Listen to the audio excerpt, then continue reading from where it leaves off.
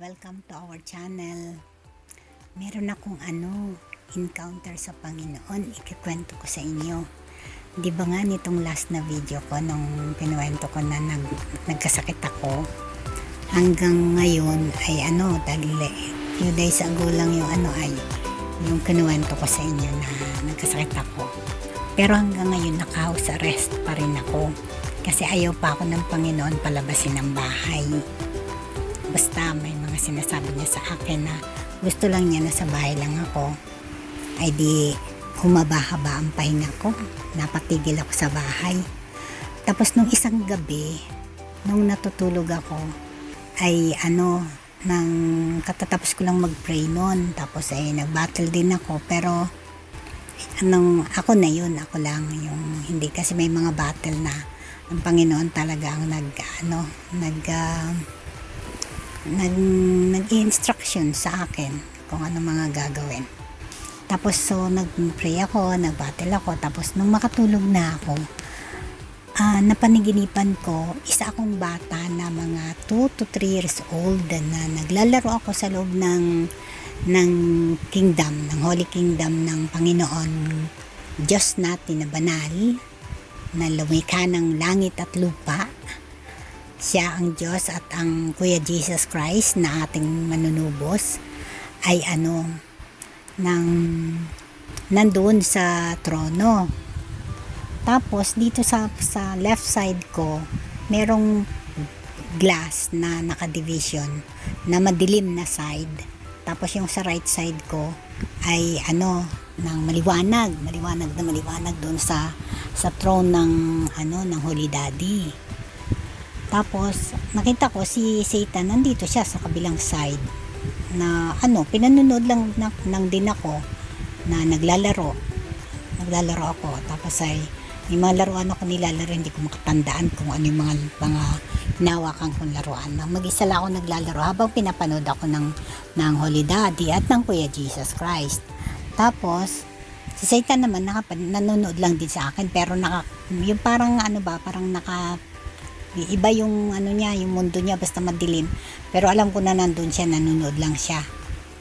Tapos habang naglalaro ko, biglang sumakit yung likod ko, tsaka yung dibdib ko ng masakit. Tapos hindi ako tumayo. Tapos ay umiyak ako, na yung iyak ba talaga ng bata ng ganung taon, ganung edad, diba, yung innocenteng iyak na nagsusumbong sa daddy. Tapos tumayo ako, tapos umiyak ako, tapos ang sakit. Tapos sabi ko, Daddy, sinaktan niya ako. Tinuturo ko si Satan, sinaktan niya ako. Sa English sabi, he hurt me here, Daddy. Tapos palapit ako sa daddy na nakaupo sa kanyang tono, sinaktan niya ako here, I'm hurt, he hurt me, Dad, revenge me. Tapos pag sabi ko ng ganun, ay sabi ba naman ni Satan, di ako yun.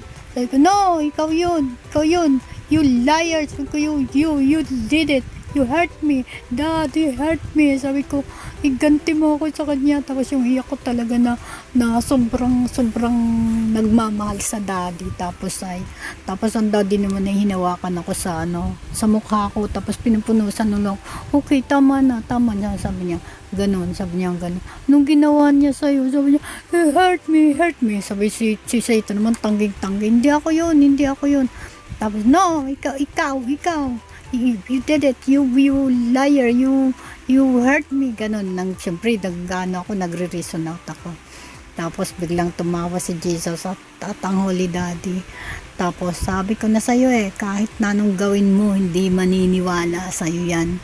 Alam mo, nung magising ako doon ko naratal, kasi tuntua ang Panginoon na kahit anong gawing pagtanggi at pagsinungaling ni Satan, hindi talaga ako naniniwala kahit anong gawin niya. Paulit-ulit niya sinabing hindi ako, pero hindi talaga ako naniniwala. Sabi, ikaw yun, ipaghihiganti ako ng daddy sa'yo, lagot ka, sabi ko ganyan. Tapos di ang Holy Daddy ay ng tawa siya. Tapos sinasabi niya kay Satan, sabi niya, sabi ko na sa'yo, kahit na anong gawin mo, hindi maniniwala tong anak ko sa'yo, kahit na anong gawin mo. Tapos tuwang-tawa ang Panginoon at si Jesus. Dahil kahit na ano pang gawing pagtanggi at pagsinungaling ni Satan, hindi talaga ako maniwala sa kanya. Alam mo, sobrang pinagyayabang talaga tayo ng Panginoon. Imagine mo, doon ko na-realize nung magising ako na ganun binabrag tayo ng Panginoon kay Satan. Parang si Job, nung sinabi ng Panginoon na yung servant kong si Job. Parang istorya ni Job na pinagmamalaki ng Panginoon si Job kay Satan. Na kahit na anong ginagawa ni Satan kay Job, ay hindi niya mababago ang isipan ni Job. So, ang gusto ng Panginoon ay para tayong bata na sobrang nakadepend sa pag-ibig ng Panginoon, na lahat ng kasinungalingan, lahat ng kasamaan ni Satan, kahit tumanggi pa siya, kahit na ano pang gawin niyang pagsisinungaling, talagang hindi tayo madideceive ni Satan. Dahil alam natin na sobrang mahal tayo ng Diyos. At yung pagmamahal natin at pagtitiwala natin sa Diyos ay parang isang bata na walang kamuwang-muwang, na ang alam lang natin ay yung pagmamahal ng Panginoon, na sobrang pagmamahal ng Panginoon dahil nagtitiwala tayo sa Kanya, na sa Kanya tayo nakadepende lahat. Alam natin na hindi gagawa ng kahit na anong bagay na makakasama sa atin ng Panginoon, na hindi gagawa ang Panginoon ng kahit na anumang bagay na makakasakit sa atin, na ang lahat ng mga masama na nangyayari sa mga tao ay kagagawa ni Satan.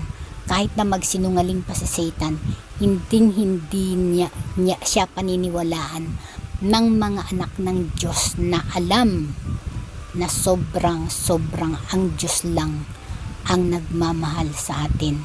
So, doon ko rin na-realize na yung akto ko na yon, yung naging reaction ko doon sa sakit na yon, na lumapit ako sa Diyos, na sobrang umiiyak, na ang paglapit ko sa Diyos ay dahil alam ko na aaluin niya ako, na kakalmahin niya ako, napupunasan niya ang luha ko dahil mahal na mahal niya ako, at dun ako umaasa, nakadepende ng sobra sa Diyos.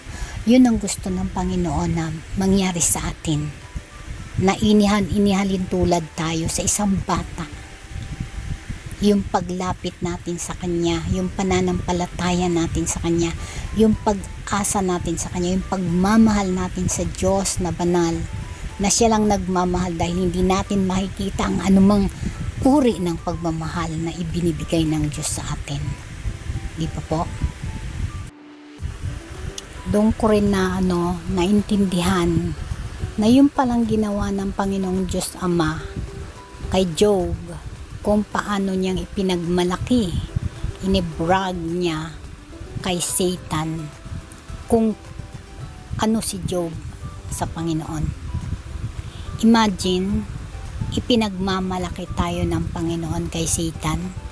Yun pala yun. Ngayon ko na-realize na talagang ipinagmamalaki tayo ng Diyos kay Satan. Ang galing, no?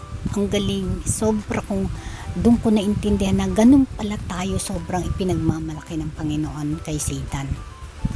Imagine, sabi ko na sa iyo kahit na anong gawin mo, hindi maniniwala sa iyo yan. So, ibig sabihin ng Panginoon, sigurado siya, nakakasigurado siya sa atin. Kaya ipinagmamalaki niya tayo kay Satan. Kaya, I'm hoping na sana maunawaan natin lahat kung ano ang Panginoon, kung sino ang Panginoon sa atin. My God, He is a wonderful Father. Super wonderful Father. Para po maliwanagan natin lahat yung istorya ni Job, ay basahin po natin. Pag may time tayo, basahin natin yung istorya ni Job sa Biblia, yung book ng Job. Yun, ang ganda po ng istorya nun. Salamat po sa pakikinig. See you po sa next video ko. Pagpalain po tayong lahat. Kapayapaan ang sumaatin. Kagalakan ang sumaating lahat. At ang pag-iingat ng